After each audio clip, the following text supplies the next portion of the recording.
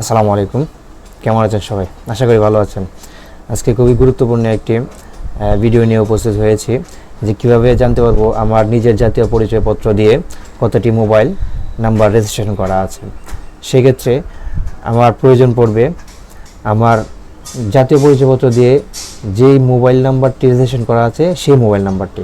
তো সেই মোবাইল নাম্বারটি থেকে আমাকে জানতে হবে যে আমার কতটি সিম আমার এই আইডি দিয়ে রেজিস্ট্রেশন করা আছে।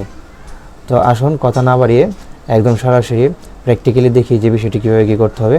তো আমি আমার মোবাইল থেকে ডায়াল অপশানে গেলাম, প্রেস করলাম *1600# দিয়ে আমি ডায়াল করলাম। তো দেখেন দেখাচ্ছে, বলছে যে আমাকে আমার এনআইডির লাস্ট 4টা ডিজিট দেওয়ার জন্য। তো আমার এনআইডির লাস্ট 4টা ডিজিট আমি ডায়াল করলাম 0077 দিয়ে আমি প্রেস করলাম। এখন দেখেন মেসেজ দেখাচ্ছে যে আমাকে অল্প সময়ের ভিতরে SMS দিয়ে জানিয়ে দেওয়া হবে। তো এই মেসেজটা চলে আসলো। তো আমি মেসেজটা ওপেন করলাম।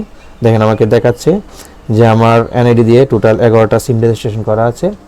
এই টোটাল 11টা সিম রেজিস্ট্রেশন এর মধ্যে দেখাচ্ছে যে জিপিতে কয়টা আছে, বাংলালিংকে কয়টা আছে, এয়ারটেলে কয়টা আছে, রবিতে কয়টা আছে এবং টেলিটকে কয়টা আছে। তো এইভাবে আপনি আপনার মোবাইল নাম্বার দিয়ে আপনার মোবাইল দিয়ে আপনি জানতে পারবেন আপনার এনআইডি দিয়ে কতটি সিম রেজিস্ট্রেশন করা আছে। তো সামনে কোনো ভিডিও নিয়ে আবার উপস্থিত হচ্ছি শর্ট টিপস নিয়ে। ততক্ষণ অবধি ভালো থাকেন, সবাই সুস্থ থাকেন। আসসালামু আলাইকুম।